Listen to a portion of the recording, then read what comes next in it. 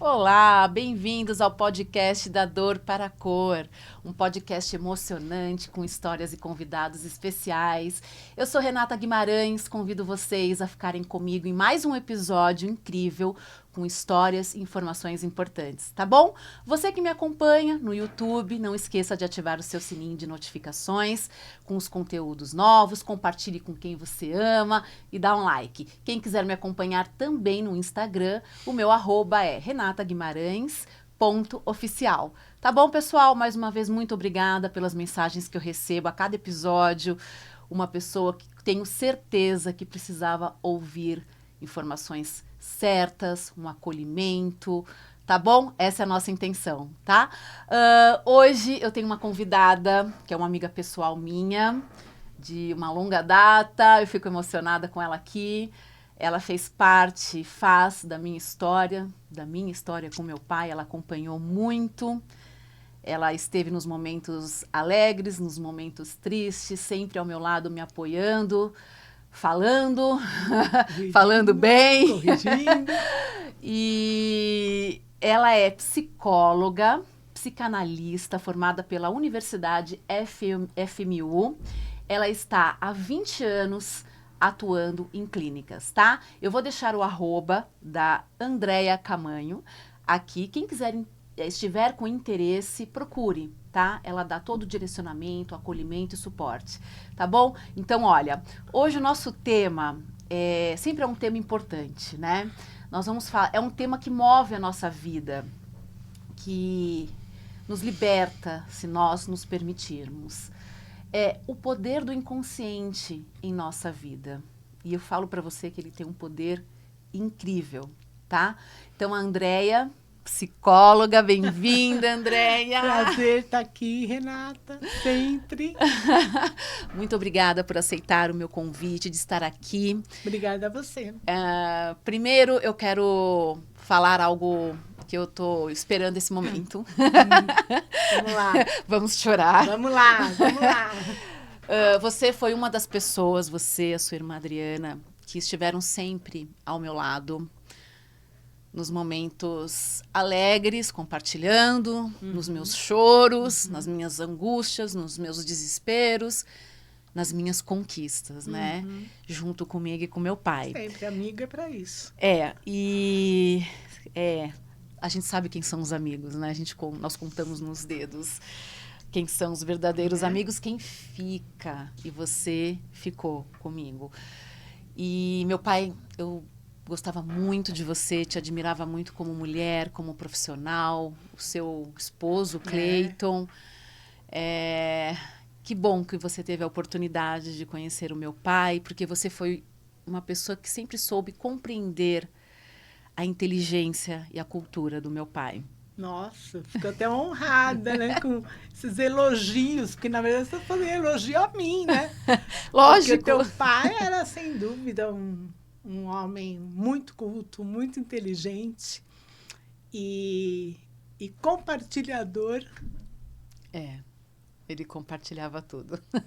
Da sua capacidade. Ele gostava.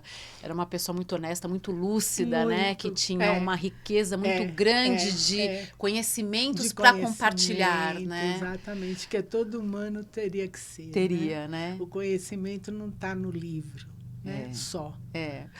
O conhecimento está na troca. Na troca, exatamente. Isso que é bacana. E o legado que deixa, né? Um legado lindo. Exatamente. E eu tenho certeza que ele está aqui conosco hoje, sempre vibrando. Deve estar. E, pessoal, eu faço questão de mostrar para vocês a história dessa mulher, mãe, esposa, amiga, incrível, de superação e recomeço. Eu acompanhei as fases de uma doença que ela teve, ela vai relatar para nós. E você que está aí do outro lado, passando por alguma dificuldade emocional, física, tenha como referência a história da Andréia, de superação, de recomeço, e um recomeço muito melhor, com mais maturidade, mais experiência e muita garra. Ela não desiste. E que bom. Vamos lá, amiga. Bom, você sabe que casa de ferreiro espeta de pau, né? Para mim, não é triste. É emocionante falar sobre isso.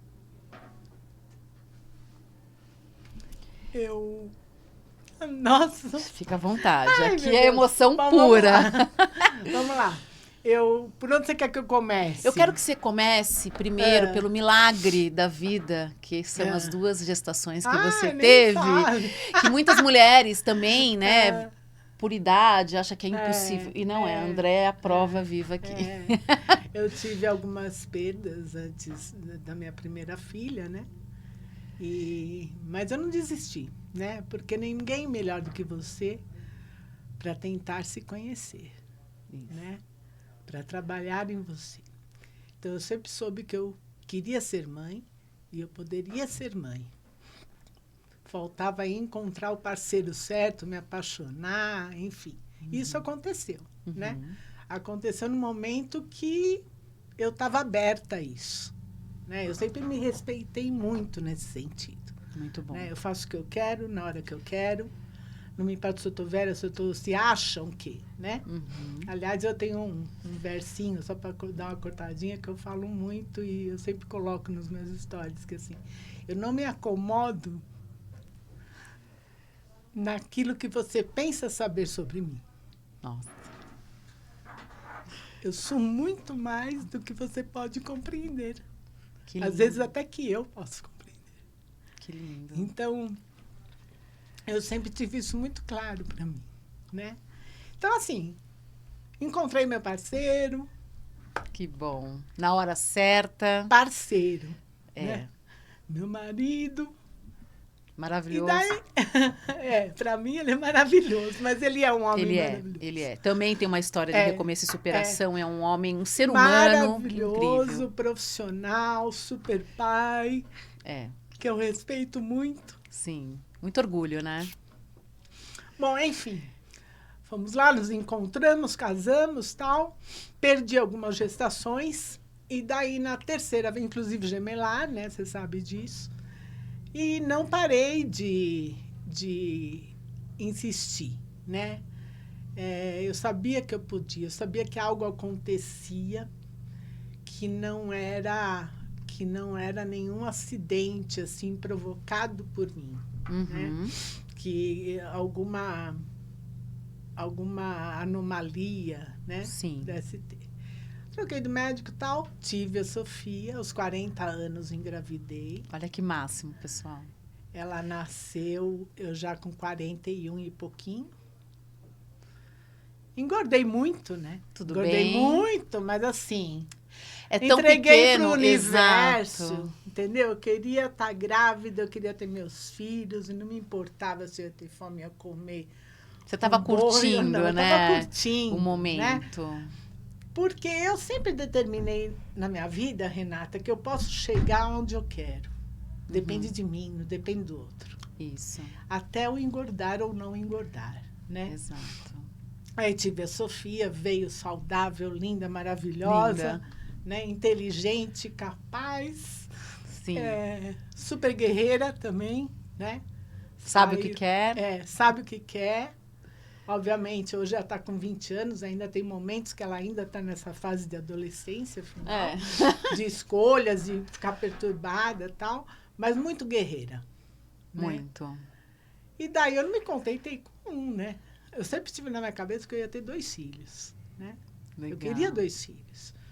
Daí tive a Sofia super tal. O meu marido já tinha essa crença também, como o mundo, né? Ai, você já tem 40 anos. Ai, você já teve 41, tá bom. Lembra que você perdeu antes? Os riscos, né? Ele tinha muito medo de me perder. Sim, também, faz né? sentido, né? Faz sentido, né? Eu a que era fora da insegurança, caixinha, né? E daí, consegui, engravidei do Arthur. Né? Meu segundo filho, que vai fazer 17 anos. Lindo também. Que também é maravilhoso em todos os sentidos. Sim. É carinhoso, meigo, inteligente, capaz. Eu falo que ele é o termômetro da minha vida, né? Ele é de boa com o mundo, né? Que bom, ele né? É de boa com o mundo. E foi aos eu engravidei do Arthur aos 43 para os 44. Ele nasceu em dezembro de 2007 e eu fiz a 45 em janeiro de 2008. Eu sempre falo, Andréia, que tudo tem a hora certa, mas não é na nossa hora, é na hora que Deus quer, e nós precisamos entender isso e aceitar isso. Porque às vezes na nossa ansiedade, a gente acaba pulando, né, algumas etapas, não acreditando, né? Então, assim, eu sempre falo, é entregar e confiar, porque a vontade dele sempre vai prevalecer. Eu entendo que existem riscos, existem inseguranças, mas se existe uma promessa dele, a promessa será cumprida. Então, você é uma prova disso, né? Eu não gosto muito de falar em religião. Não, eu também não falo, mas assim, eu falo de Deus. Ele existe. Ele existe. Né? Cada um interpreta como quiser. Ele existe. Ele está aí na rua, no céu, nas árvores, nessa mesa. Isso. Aqui dentro, principalmente. Cada um vai interpretar da forma que achar melhor. Mas eu acho que você, obviamente, buscando os médicos, a coisa da física, da ciência, né? Olha, tal, como é que tá? O meu acompanhamento sempre foi muito de perto. Quer dizer, uma gestante normalmente vai uma vez por mês ao médico. Você, pela idade, o cuidado era maior. Né? Eu ia cada 15 dias isso. para ver se estava tudo bem, né? Mas não fiz nenhum exame muito invasivo, porque estava só no ultrassom correndo super bem e tal. E daí rolou, né? E daí foi, e daí, vamos lá, continuar nossa família linda, né? Com os filhos do meu marido, os nossos. E foi indo, foi caminhando, né? E eu, assim, completamente apaixonada, né? Apaixonada por eles, por aquela criatura, mas apaixonada pelo momento, pela construção da minha família. Da sua família, né? Isso. Porque eu construí do jeito que eu queria, no momento que eu queria. Você estava vivendo um sonho. Que eu sempre determinei na minha vida. Meus amigos antigos... Tem tudo a ver com o tema. Meus amigos antigos falam assim para mim, eu falo, não sei o que e tal. Mas você sempre quis ter uma família. Você sempre quis ser mãe, gestar. Porque mãe, de certa forma, como eu sempre gostei de criança e sempre tive momentos na minha vida em cuidar de algumas crianças... Você acaba ao lado maternal, isso. Aflorou. Né? Muito cedo. Muito cedo. E daí daí vai indo, né? Vai crescendo, vai passando o tempo e tal. Do Arthur, da Sofia, eu emagreci muito rápido, né? Porque eu falei, eu nunca fui desse tamanho, eu vou emagrecer. Nas 2 gestações, eu engordei 30 e 33 quilos. Bem-vinda ao time. Eu saí de 64, fui por 97. Bem-vinda ao time.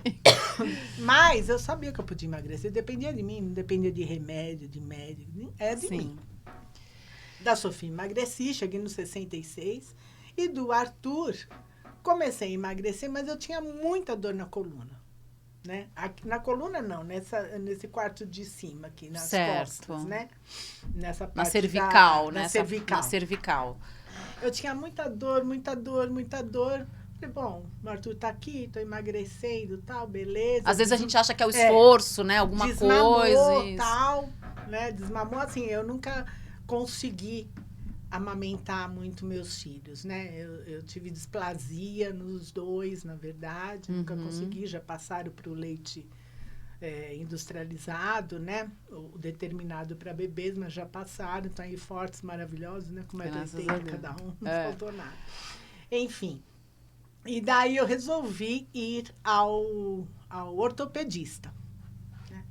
E cheguei lá no ortopedista, falei, já era um ortopedista conhecido e tal. Eu falei, olha, eu tenho muita dor. Estou aqui conversando com você, estou segurando o queixo.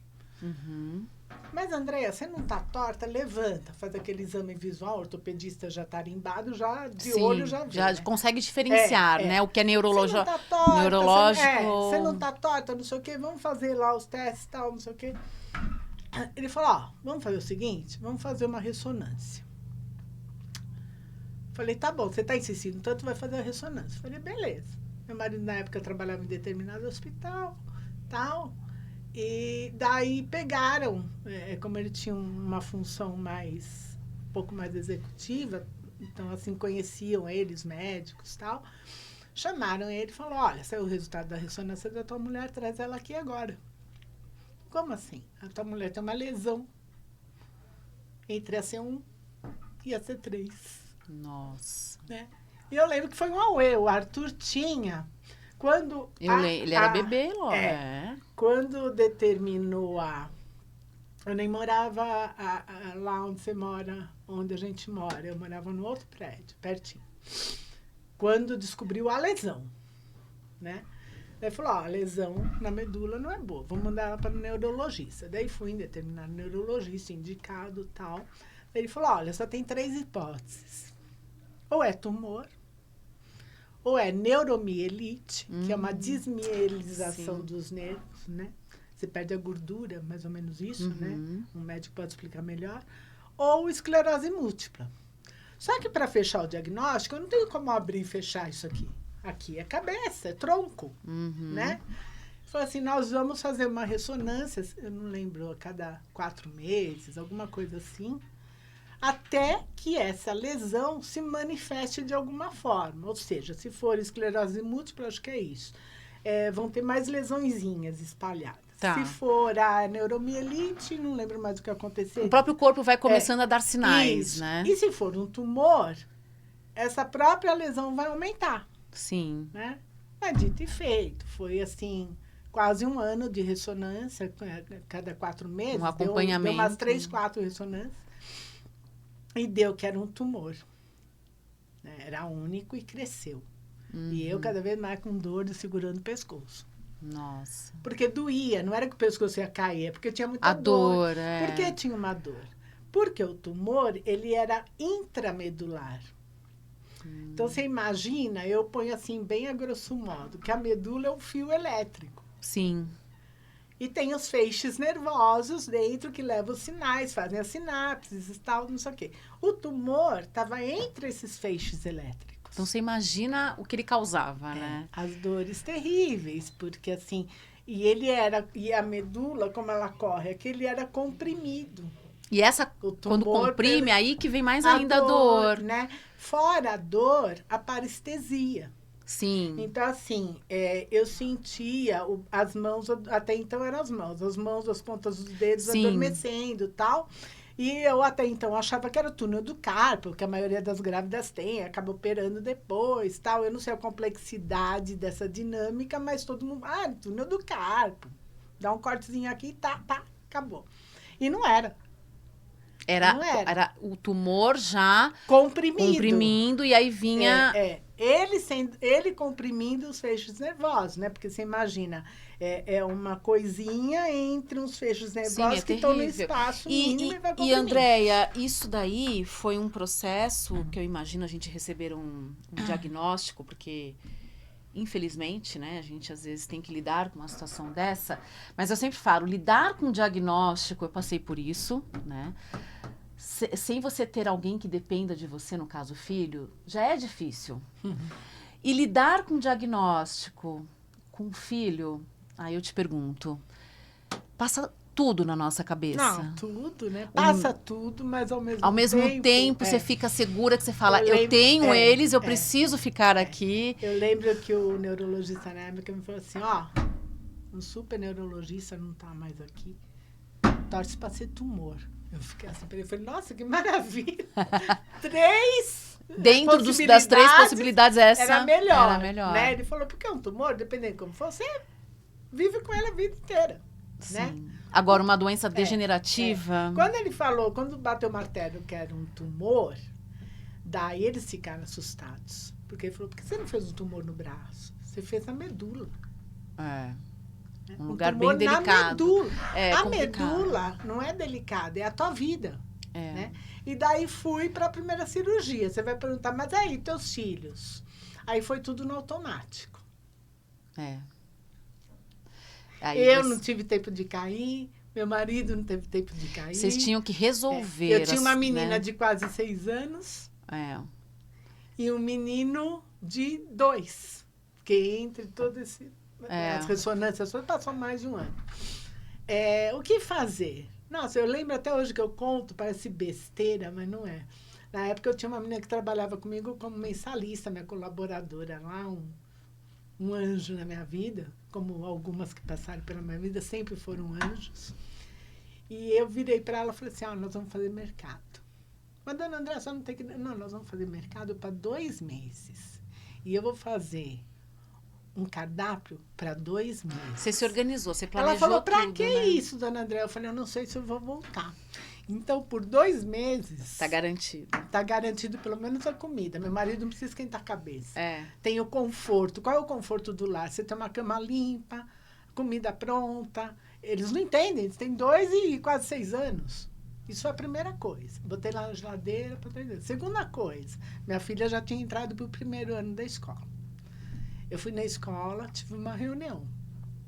Falei, olha, eu quero uma reunião. Aconteceu isso, isso, isso, isso. Eu preciso que vocês amparem minha filha. Sim. Eles que não maturidade, entendem. né, você? Eles não entendem o que está acontecendo.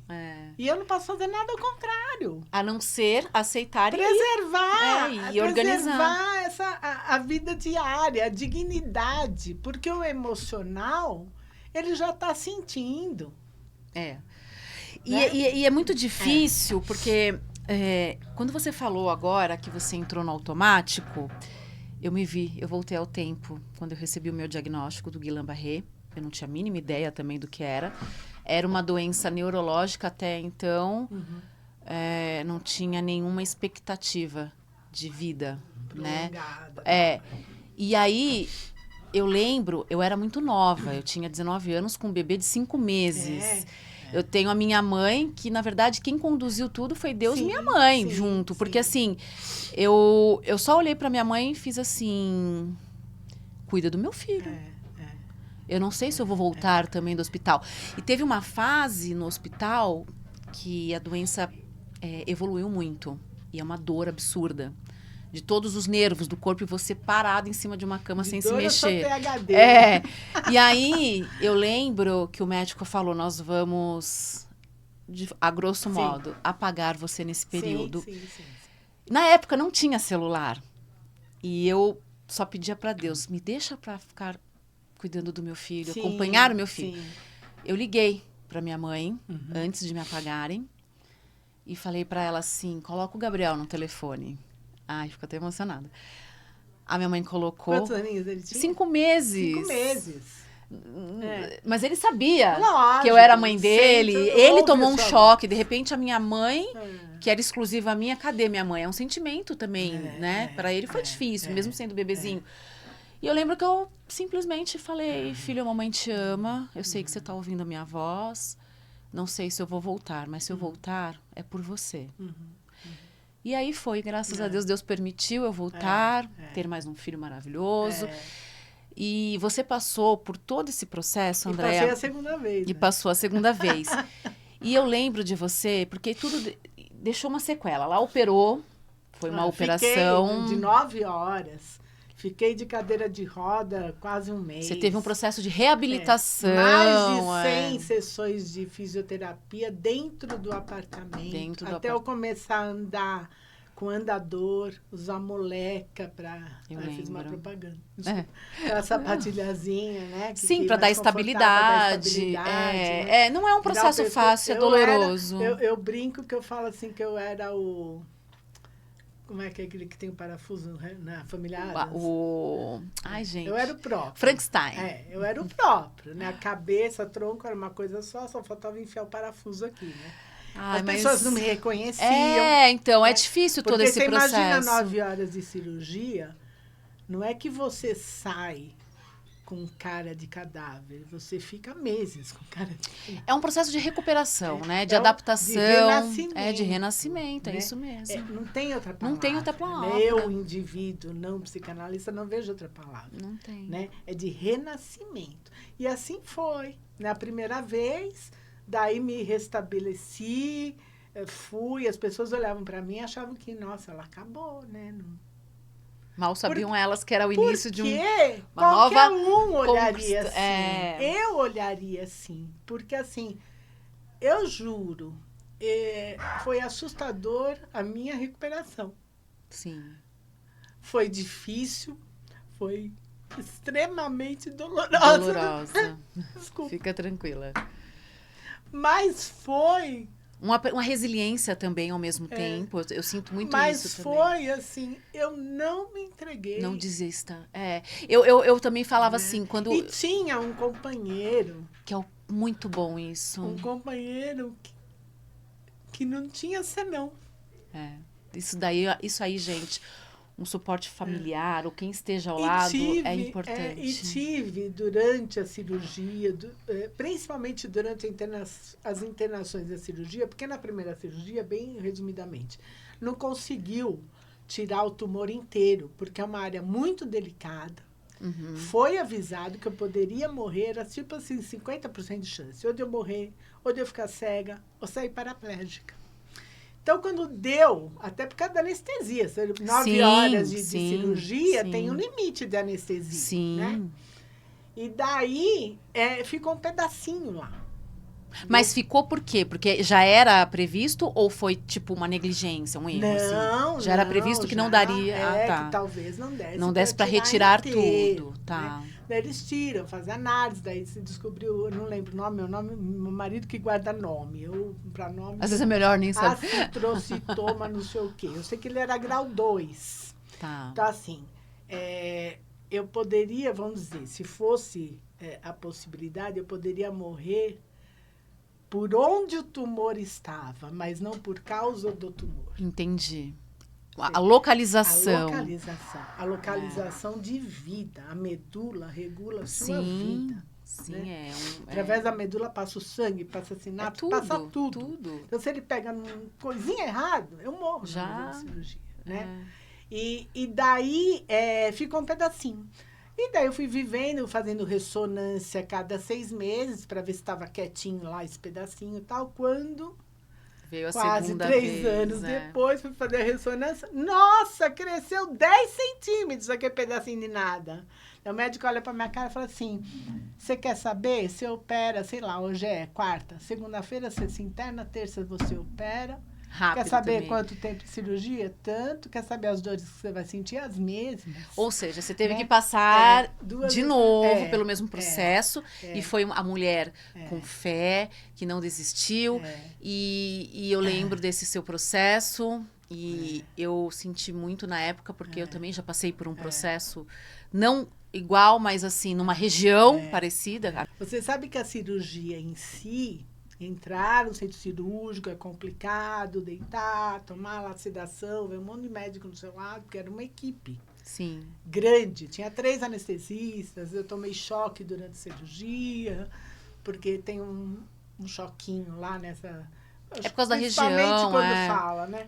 Que você tem que tomar durante a cirurgia, tem esse técnico que me desculpe eu não acertar o nome, que esse médico técnico que faz esse exame durante uma cirurgia de alto risco. Chama eletromiografia? Eu acho que é isso. Eu fiz muito. É uns choquinhos para estimular, para ver até que nível você já tem. Até que nível ele pode cortar. Então, o técnico está aqui e o cirurgião entra para tirar o tumor, né? O cirurgião não te abre, a equipe dele.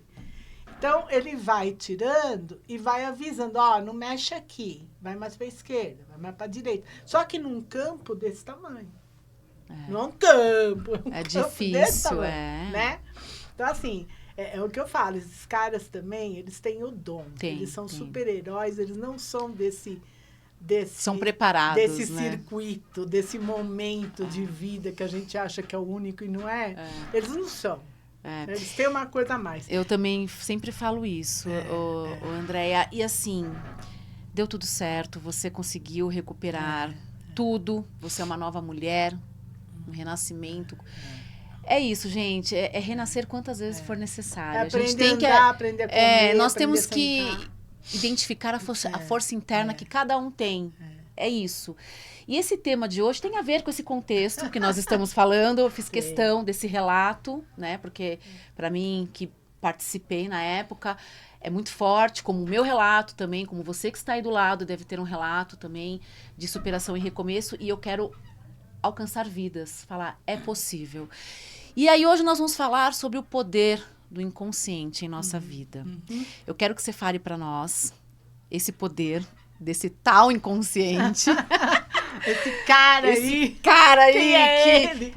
Esse cara sou eu. Que ele às vezes nos bloqueia, nos limita, nos liberta. Qual é a chave disso para entender o inconsciente, Andréia?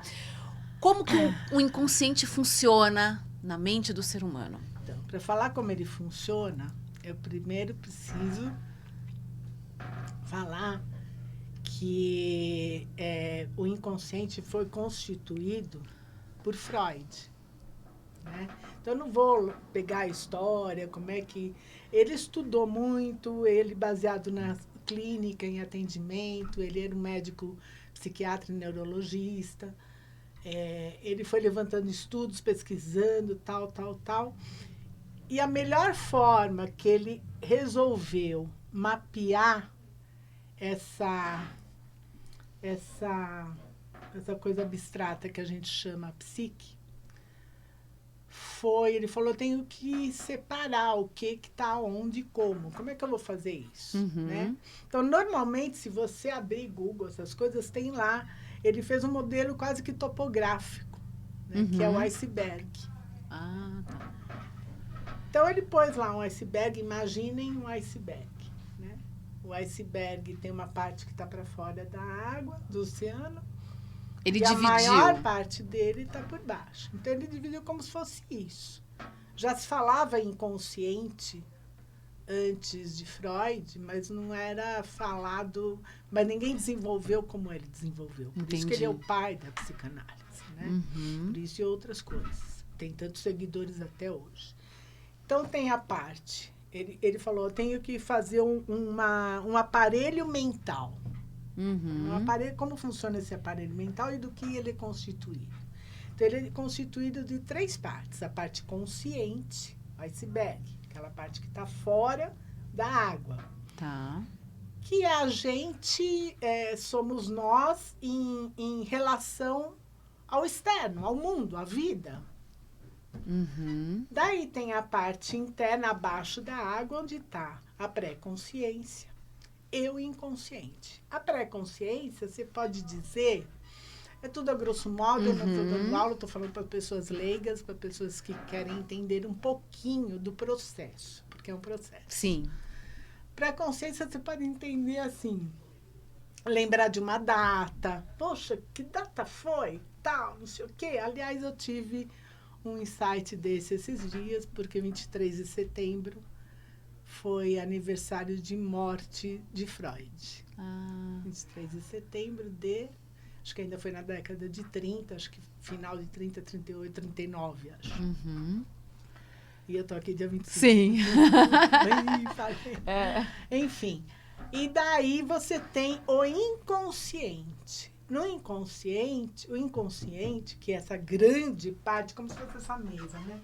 Essa partezinha aqui é o consciente, essa parte aqui é o pré-consciente, e toda essa parte é o inconsciente. Tá. O inconsciente é como se fosse um depósito das emoções. Das chamadas, dos chamados processos reprimidos. Não curados, né? São reprimidos. Reprimidos. Então, é tudo que você vive, os traumas, os desejos, os grandes golpes, as dores. Fica tudo ali depositado. Fica tudo lá depositado. Lá no fundo. Imagina isso aqui. Mas sempre presente. Mas sempre presente. Eles estão lá em você. Atemporal, eles estão isso. lá. Eles estão lá nesse aparelho mental constituído por Freud. Né? Imaginado por Freud. Ele está lá. Você é um ser que vai e vem, você vive, você troca, você... E aí? Né? Para onde vão essas emoções todas? Né? É isso que eu quero saber. Então, é isso que você quer saber? Então tá. E daí você tem esse depositário lá, tal, desse modo de viver as coisas, né? Dessas dores, desses traumas, desses golpes, enfim, de tudo que é... Sentimentos, pulsão, né? Tudo é emoção, forte, né? E tá lá no inconsciente, tá se mexendo, tá querendo sair, né? Tá querendo sair. Mas daí, ele falou, como é que isso se manifesta? Né? Como é que eu vou chegar aí e tal? Daí ele falou, olha, eu tenho que fazer uma segunda uma segunda proposta aí, a chamada segunda tópica. Uhum. Então, a gente vai ter aí no inconsciente, no nível do inconsciente, a gente vai ter o id, o superego e o ego. E o ego. Né? Que nada mais é, que está em inglês, o eu, o supereu e o isso. Uhum. O que é isso? É tudo que você vivencia, tudo, é o excesso. Tá. É o excesso. O id é o excesso. É o excesso. Né? Mas como se manifesta no nosso dia a dia? Porque tá lá, vai se manifestar, né? Como é que ele se manifesta? Exato, como? Através de várias coisas, como chamados os atos falhos, talvez. Gatilhos. Né? Vamos chamar de gatilhos, né? Tá. Sempre vai estar... Isso tudo as pessoas têm que entender que é um movimento só. Isso não acontece, primeiro é isso, depois isso. Não. Ele tá ali, 24 horas, ativo. É você no mundo. No dia a dia. Entendeu? Tá. Mas o que acontece? Voltando um pouquinho, o inconsciente, para chegar no consciente, essas emoções, porque você vai interagir com a vida, com o mundo, com as pessoas. Uhum. O que está no inconsciente, ele vai passar pelo superego. O que é o superego? O superego é o juiz. É o que vai falar, aqui pode. Aqui não pode. Né? Isso vai acontecer. É um alerta. É um alerta. Né? E daí o ego se vê peraí, né? Mas está pulsando aqui. O negócio está violento. E você está me dizendo que não pode. Uhum. Como é que eu faço isso? Então, a gente fala que o ego, na verdade, ele é um negociador, né? Uhum. Então, assim, para dar um exemplo que todo mundo dá, mas que é o mais, eu acho, assim, incrível porque é super simples. É assim, hoje está um dia de sol, acordei de manhã, maravilhoso e tal. Falei, puxa, vontade de ir para a piscina, tomar um sorvete. Aí o Id vai. Aí vem o superego. Você não pode, você tem um compromisso, você tem um trabalho. Aí já começa aquela divisão, né? Você tem responsabilidade, coisas que nós aprendemos, como aprendemos a nos vestir, como aprendemos a comer, como aprendemos a ética, a moral. Sim. Nos foi passado, tudo isso. E daí, qual é o grande negociador, que é o ego? Ele fala, poxa, e se eu virar para o meu chefe, falar, se você me der hoje, amanhã eu dobro o turno. Então, ele é um negociador com a realidade, você entendeu? Sim, ele é um negociador. Eu tenho Porque senão a gente viveria no impulso. No impulso, né? Isso. Eu tenho... o inconsciente, se a gente não conseguir entender e dominar, que nem você está falando, ele pode limitar a nossa vida. Sim. Né? E eu me sinto, em algumas situações, eu quero até tirar dúvidas aqui. Por exemplo, um inconsciente que não foi tratado, não foi identificado, tá? Ele tá lá, parado, dentro da minha mente. Conteúdo reprimido. Conteúdo reprimido, isso. Um gatilho, por exemplo, um trauma que aconteceu comigo, tá? Sim. Esse trauma, eu tenho uma lembrança, por exemplo, de um perfume, certo? O perfume, na época do trauma, sim, ele marcou em mim. Aí, eu vou num lugar e eu sinto aquele perfume. Automaticamente, eu vou... O aroma daquele perfume, o meu cérebro já vai entrar em alerta. Ó, lembra daquele cheiro que você passou um trauma e daquele momento? Cuidado que você vai passar de novo. E, Andréia, fica uma luta na minha mente. Sabe o que parece? O diabinho e o anjinho. É o juiz, tipo assim, ó, cuidado, não vai, porque vai acontecer de novo. Mas o ego é negociador. Aí o ego vira e fala assim, não vamos generalizar. Aquilo foi um evento isolado, volta, porque você vai ter que superar. Porque senão, toda hora, gente... Gatilhos vem o dia inteiro, porque é o que ela falou, tá sempre ativo. Nascer é um trauma, sair de casa é um trauma, ainda mais hoje, né? Sair de casa é um trauma que você fica olhando todos os lados. Você já fica assim, se eu pegar o carro vou bater, se não sei o quê. Coisas que você vê na televisão que te impactam, você fica... Então, assim, existe um bloqueio. Não posso me relacionar, porque eu não fui bem no relacionamento passado, e aí nesse também eu não vou. Então, você acaba sendo uma pessoa... eu não digo negativa, mas um pouco pessimista. Se a gente tomar, não se, como fala, vigiar, acho que a palavra certa é essa, a gente começa a generalizar tudo. Tudo no nosso inconsciente que lembra que aquilo não foi legal na época Então, e não foi tratada a raiz mas, na do problema. verdade, esse vigiar também corre um certo risco. Né? Então, eu quero entender isso, porque assim, qual é o... Assim, existe alguma técnica, algum exercício para uma pessoa que não sabe o que tem no inconsciente dela, o que está parado, ou ela não consegue identificar? A melhor forma é a psicanálise. Tá. É o processo de psicanálise. Sim. Né? Que deve ser, ao meu ver, estimulado e no alcance de todos. Né? Uhum. Então, num processo de psicanálise, o que vai acontecer? O analista vai estar lá para te acompanhar nesse processo de autoconhecimento. Que é incrível, é libertador, não é, Andréa? Quando você... Mas as pessoas têm que entender que é um processo. É um processo. Pode demorar 1 ano e pode demorar Cada 10 um anos. tem o seu, mas o importante, eu sempre falo, é reconhecer, entender, dar o primeiro passo. E sim, vou fazer análise, vou cuidar de mim, um autocuidado, autoconhecimento. O cuidado que você tem com o externo, você tem que ter o dobro com o interno. Exato, porque assim... Existem, eu fiz até uma pauta sobre autoaceitação com a doutora Thaís Berti, que a gente fala muito disso, nada contra quem faz procedimentos externos. Mas será que quando foge da normalidade, ela está fazendo um preenchimento errado? Então, está fugindo de querer tratar essa dor interna? Assim, eu não vou falar em normalidade, né? Porque não é a minha praia. Né? Não é normal ou anormal, não é minha praia. Mas, assim, será que está espelhando alguma coisa lá dentro de você, um desejo, e você acha, você se engana que esse desejo vai ser preenchido externamente? Vai ser satisfatório externamente? Será que não está mais embaixo? Exato. E aí eu vejo, Andréa... Você pode até fazer um procedimento... Tudo bem, mas o que eu estou querendo dizer... Exato. Mas a insatisfação quando começa, não é externa. Exato. Eu vejo assim... Só externa. É legal você se cuidar, a vaidade e tal. Mas existe um caminho... que também tem que ter um equilíbrio. Quando você vê que você está muito insatisfeita, que você está se frustrando muito com algo que não deu certo, não sei o quê.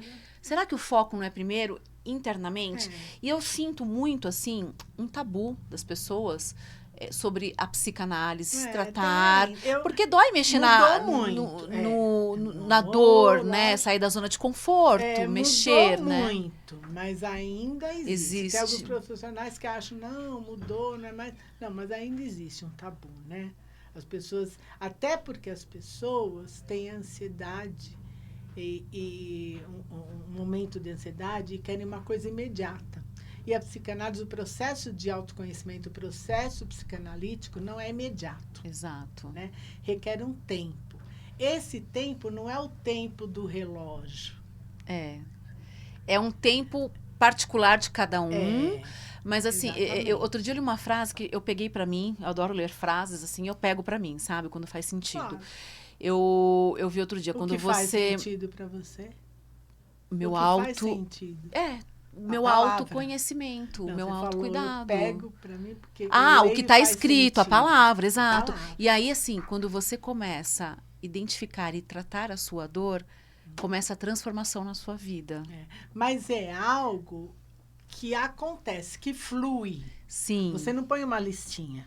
Não. Não é uma listinha de supermercado. Mas começa a transformação, porque aí você começa a se tratar e se libertar. Isso. O auto-perdão. O auto-perdão. E daí, o que, assim, só para a gente dar uma fechada, né, nesse circuito. A psicanálise, ela tem uns que falam assim, tem outros que não, eu falo assim, é a arte do bem-estar. Você falou bem. Do bem-dizer. Então, com que trabalha a psicanálise? Com a proposta de Freud. Como é que ele conseguia chegar no nível do inconsciente e ver o que era desejo, o que era saber raiva, dividir, né? com o que ele propôs, que chama-se associação livre. O que é associação livre? Isso é para o público desmistificar um pouco. A associação livre é a proposta do analista de você começar a falar. O que você falar não precisa ter começo, meio e fim. Uhum. Não precisa ter uma coerência. Você diz a voz ativa. Um assunto só. Associação livre. Você vai falando as palavras, as frases, você vai falando. E daí as pessoas às vezes me perguntam assim, nossa, meu psicanalista até hoje eu não entendi. O que você não entendeu? Ela não olha para mim. Ela só me escuta, não fala. De vez em quando pontua alguma coisa, de vez em quando, mas assim, não olha para mim. Esse também é um princípio que Freud propôs, que chama-se, nós chamamos de atenção flutuante. Então, assim, normalmente assim, né? O cara está no divã, tal, e o analista está do lado, atrás, enfim, não está olhando para ele. Está em algum canto da sala que não está ouvindo.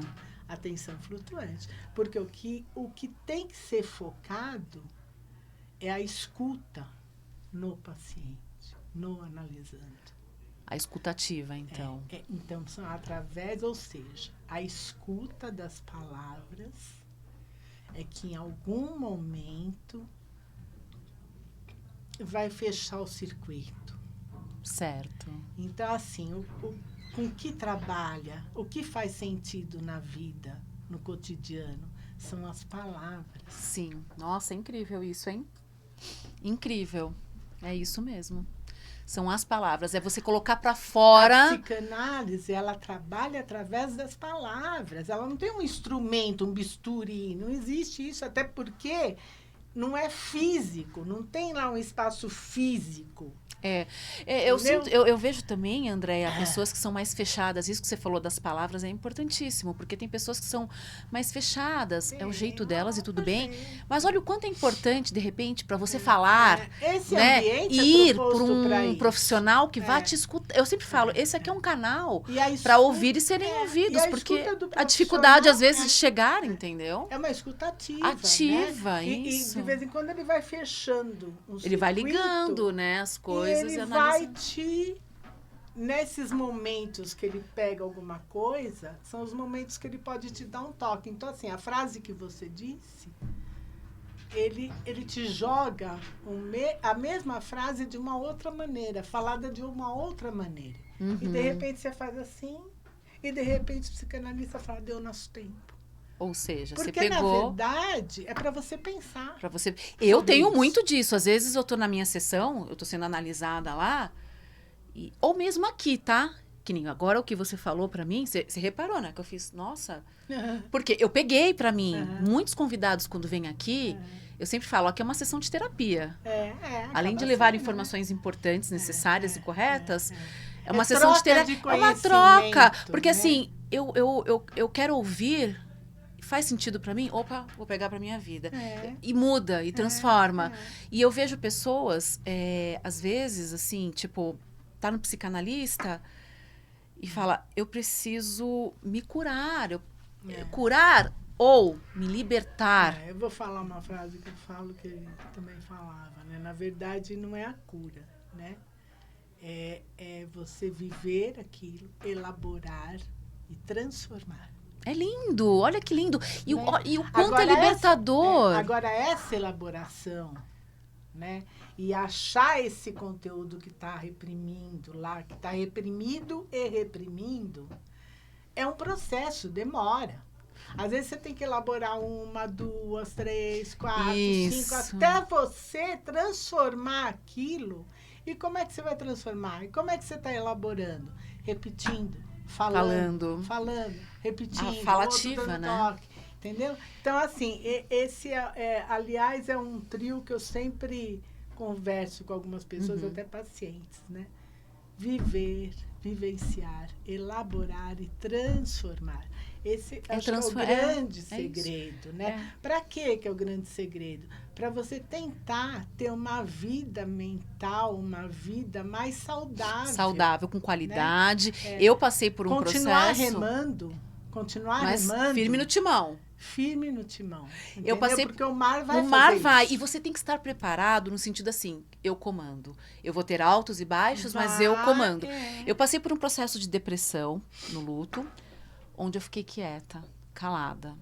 E o não falar, o não expressar, somatizou no meu corpo. Sim. E o órgão que eu... O meu inconsciente com o somático, né? Foi o intestino. Então, assim, é um alerta também, né, André? As pessoas que estiverem passando por dificuldades emocionais, que passamos, gente. Nem né? sempre é uma doença somatizadora. Mas assim, mas às vezes pode pode acontecer. acontecer. Por quê? Porque você vai guardando aquilo vai acumulando. Opa, peraí, vamos escolher um lugar para sair. Tem pessoas que não têm a doença, eu vou falar muito pouquinho nisso, mas assim, por exemplo, na neurose, né? É aquela dor que te massifica. É aquele pensamento que não sai da sua cabeça. Né? E você não consegue tirar e não tem jeito e tá te machucando. Então, assim, às vezes, fisicamente, você vai mudando. Vai. Né? Você vai empalidecendo. O corpo vai sentindo, você vai nessa... curvando. Você vai... Entendeu? São os processos obsessivos, aí é uma outra Eu vou te fazer uma página, pergunta. Você falou em neurose. A gente, outra adora página. esses assuntos. Vai ter que ter uma pauta sobre neurose. Mas um inconsciente não tratado, ele pode seguir para uma neurose? Pode, tudo são processos. São processos. Né? Mas você falou neurose, porque assim, eu às vezes eu falo, gente, eu sou teimosa, eu fico, mas assim, será que eu chego ao ponto de sofrer de neurose? Porque neurose, quando você falou agora, você tem que ver isso mas eu trato isso porque assim, eu tenho que saber diferenciar e saber até onde eu posso ir, aonde que eu consigo, entendeu? E a neurose, ela consome a pessoa. Ela restringe, né, os seus espaços. Consome, né? gente. Você fica neurótico. E a vida... Resumida. A vida, o mínimo saudável... Você não curte. Você tem que ter espaços, movimentação. A mente fica 24 horas ali. Não, porque isso é assim. Tem que ser assim. Ó, isso aqui. Gente, isso dá uma exaustão emocional e física que chega a ser triste, porque a pessoa, ao invés de desfrutar da vida, vê o lado bom... Chega, não é triste. É triste, porque a pessoa vai sofrendo, vai se consumindo, vai passando o tempo, e se não tratar, a tendência é ficar mais grave, entendeu? Vai se isolando, as pessoas vão se isolando também de você. Então, o que eu quero deixar aqui é assim, o quanto é importante vocês se observarem, né? O autoconhecimento tudo, assim, e ir procurar um profissional para tratar. Porque é tão libertador você ter alguém que você se identifica, que você tem afinidade, que você possa. Uma coisa que teve uma psicanalista que veio aqui, a Andrea Tataciori, ela é muito da sua linha, assim, eu gosto bastante. Minha charada. É Andresa, desculpa. A Andresa Tataciori, confundi os nomes. Ela fala assim, tem pacientes que chega, vai a primeira, a segunda, porque mexeu na ferida. Aí ele vê que o buraco é mais embaixo, ele não tá... Ele mesmo se dá alta. Já estou ótimo. Chamada resistência. Já estou ótimo. Não, gente, é o que você falou, é um processo. E aí você vai, a pessoa que vai te trabalhando esse processo e fazendo a manutenção. E a pessoa que procura essa ajuda tem que entender assim, ela tá com uma dor. Às vezes ela nem sabe o que é, de onde é, porque é como apareceu. Mas se chegou até você. Então, acho que uma das primeiras coisas, assim, psicanalista não é um ser do outro planeta, é uma pessoa. É um ser humano que também tem dor. É uma pessoa que tem a formação em psicanálise, pode ser graduado em psicologia, como eu sou, mas é uma pessoa. Então, normalmente, você tem que acolher essa pessoa. Acolher para o bate-papo. Exato. Né? Você não tem que ir lá, aqui eu sou o rei da cocada.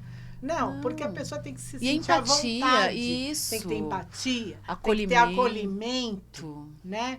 E esse acolhimento, essa escuta, esse circuito que poderia ser fechado em algum momento, tal, é tudo através da palavra. Então, a palavra, a troca gera conhecimento. E confiança, Quando você não troca, você restringe o seu conhecimento. Quando você restringe o seu conhecimento, você restringe também seu autoconhecimento. Exatamente. Incrível isso. Você me falou de se sentir à vontade, né? Quando eu vou na minha sessão, eu falo que no dia da minha sessão é a confiança. Eu falo assim, eu posso ter tudo hoje, que daqui a pouco eu vou para a minha sessão de análise. E eu chego lá, sempre tem uma balinha. Ele sabe que eu gosto da balinha. Então, ele deixa a balinha lá. Aí eu sento na poltrona, eu sou muito observadora e eu sei que faz parte do tratamento, você se sentir à vontade. A vontade, é a primeira, uma das primeiras coisas. Estica a perna, relaxa, aí depois você fala. E isso... Às vezes você não fala. Não, fala se quiser, mas meu método com ele é assim, vamos falar? Não, eu não quero. Tudo bem, relaxa, pega mais uma balinha. Mas só o fato de estar ali, com a pessoa que eu confio, e a pessoa que me dá um suporte, um acolhimento, uma empatia, um direcionamento, eu entro uma Renata e saio outra. É incrível o poder. E o inconsciente, eu tenho trabalhado muito o meu inconsciente, porque os meus gatilhos, eu falo, opa, peraí, não vou generalizar. Isso aqui eu tratei. Mas tudo é inconsciente. Tudo. O inconsciente é o alicerce, o primeiro alicerce desse modelo mental. Ele é o mais potente. É o que você falou, é o estoque. Nele. É o estoque, né? Tá tudo nele. Tá tudo nele. Né? Ele tá sempre querendo transbordar, ele tá sempre... Sim. Entendeu? E a gente tem que ter o autocontrole e saber diferenciar. Eu acho que o autoconhecimento e o autocontrole são duas palavras que hoje, fora outras, mas são pilares. Mas você só tem autocontrole, é uma palavra que fala assim, se você conhece. Se tiver o autoconhecimento. Então. Né? Você só vai se defender daquilo que você conhece. Daquilo que você conhece. E é exatamente isso, é tratando, é identificando. É nesse momento, né? Não tem como você fazer de outra forma, né? Ai, André, que papo gostoso! Ai, que eu quero uma pauta sobre neurose. Ai, meu Deus! O mal do mundo também, né? As pessoas estão muito fixadas, muito pesadas. A gente tem foram, só que hoje é pior ainda, as pessoas, inclusive a gente falo tem que... daquele Alice no País das Maravilhas, né? O coelhinho. Que anda pra lá pra cá com o relógio. Sistemático, né? Então, assim, a gente tem que tentar levar ou fazer o exercício diário de ter uma vida mais leve, se respeitar, ser gentil, né? Conosco, porque o que você falou é 24 horas, tá aqui, é uma cobrança, é uma pressão, entendeu? E assim, não é de casa, ou do seu namorado, ou do seu marido, ou do seu filho. É de tudo, é da sociedade, é da cultura. É das normas, a gente tem que viver sob uma norma. Regras. Senão, como é que seria? É uma pressão diária que a gente se cobra. A gente tem autocobrança também, né? Exatamente. As pessoas que são muito assim, como fala, perfeccionista, não existe. É uma cobrança e viver em excessiva, assim, outro, desnecessária. Renata, isso que eu queria acabar e falar assim, que é sempre sobre você. Ai, gente, eu adoro isso. É sempre sobre você. A gente projeta no outro que não conseguimos enxergar em nós. E assim... Sim, a responsabilidade é sempre terceirizada. É terceirizada na adolescência e é terceirizada na vida adulta. Né? É incrível isso. Não quero dar nome, mas é mais ou menos assim. A grosso modo, me perdoem, não estou falando de religião, estou falando de uma coisa maior. Aqui a gente não fala em religião, mas... Mas é assim, o adolescente, só para ter um modelo, o adolescente, ele terceiriza para os pais, é sempre culpa dos pais. Sim. Eu caí de skate, é culpa do meu pai, né? Em vez de se assumir, né? Fez não sei o que, é culpa do meu pai. Não, ele não assume, mas é essa fase de desenvolvimento, é esse momento crítico, tal, que a gente tem as fases, né? E o adulto não terceiriza, lógico que ele terceiriza. Normalmente é para Deus, né? Deus quis, Deus não quis. Não me ouve, né? Não me ouve, né? Então, assim, a gente sempre se exime da responsabilidade. Da autorresponsabilidade. Sobre nós mesmos. Isso daí também é uma pauta, né? Porque a gente precisa tirar dessa cultura e desse hábito. E, Andréia, muito legal o nosso bate-papo sobre o poder do inconsciente na nossa vida. Ele tem um poder muito grande, bom e ruim. E você faz um voluntariado na Casa Ninho, né? Faço. Que incrível, parabéns. Faço, já nem sei quanto tempo, 8, 10 anos. Meninas, não me deixem mentir aqui. Eu acho mais isso. E eu quero deixar o site, tá, da Casa Ninho, para vocês conhecerem esse trabalho incrível. A Andréia é voluntária. eu acompanho também. É muito amor, é empatia, é acolhimento, né? E assim, é uma vida, né? Amor. O quê, né? Então, olha, o site da Casaninho é casaninho.org.br, tá bom? É do passarinho, né? Isso, tá certo aqui, Casaninho. E é uma casa que acolhe. Acolhe. É importante falar isso. Acolhe crianças e adolescentes que estão passando por uma situação de câncer. Sim. Do Brasil inteirinho, de norte a sul, do Iapoque ao Chuí, e fora do Brasil também, que tem que vir para São Paulo em busca de tratamento, né, que é uma metrópole que resolve tudo, resolve nesse sentido, né, de maiores hospitais, enfim. E não tem como se sustentar em São Paulo. São Paulo é uma cidade caríssima para qualquer lugar do Brasil. Né? Eu brinco, falo assim, minha filha, quem sobrevive em São Paulo vive em qualquer lugar do Brasil. É verdade. Né? Então, assim, eles vêm e precisam de hospedagem, precisam de condução. Tem um suporte, uma estrutura, então, né? A Casaninho recebe, acolhe, né? Eles ficam sempre com o responsável, a mãe, a avó, enfim, o responsável normalmente é a mãe, né? Para fazer esse tratamento. Né? Tem criança que vai e vem 6 meses, 1 ano, 2 anos, 5 anos. Tem criança que fica 1 ano e depois tem os intervalos para casa, mas são tratadas, né? Que bom. E lá a gente tem brinquedoteca, tem comida, tem a cozinha e tal. E eu imagino que... tem a casa dos adolescentes. Então, tem uma casa que fica de 0 a 12 e a outra de 12 a 18. Ah, legal.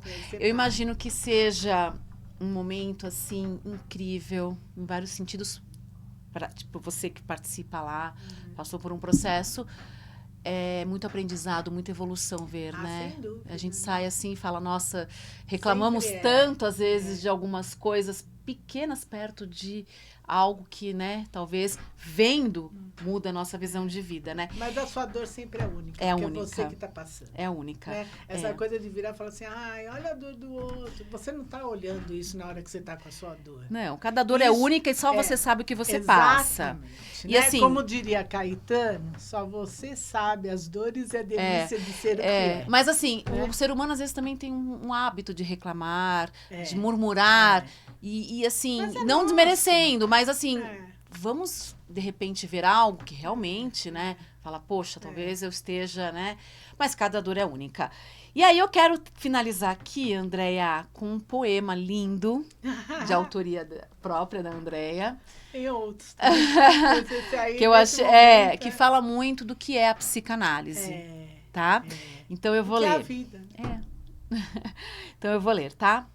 Palavras pensadas, palavras dita, palavra escrita, palavra modificada, palavra fica. Palavra acolhe, palavra constrói, palavra destrói, palavra aprendida. Palavra identificada. Andréia Georgia. Palavra identifica. Identifica. Andréia Georgia. Muito obrigada, bom desse bate-papo. Muito bom. Sabe que eu tô sempre com você. Eu sei. Sempre que precisar vir também como profissional, eu virei. Sim, muito obrigada. Tenho certeza que vai ter sempre... Tem, né, uma pessoa do outro lado que precisava ou precisa ouvir essas orientações, o seu relato pessoal, que é incrível. Essa mulher forte, determinada, que não desiste, graças a Deus insiste. Imagina, desiste. Eu tô no jogo. Isso aí. Tô no jogo. Tá sempre em movimento. A palavra é movimento. Vamos nos movimentar enquanto tá... Mas sempre segurando o timão, controlando o timão, né? E você que ficou comigo até o final, muito obrigada mais uma vez, tá bom? Compartilhe. Não esqueça de ativar o sininho, né? Para notificações novas, tá? Lembrando que o podcast da Dor para a Cor apoia um projeto incrível e sério, que é o projeto Osvaldo Ornelas, com 2 L's. Lembra que eu falo, né? 2 L's. O arroba deles é projeto.osvaldoornelas. Quem quiser acompanhar, conhecer esse projeto, acessa lá o Instagram, que tem um time que dá todas as informações, tá bom? Então, pessoal, até o próximo episódio e muito obrigada. Fiquem com Deus. Até mais.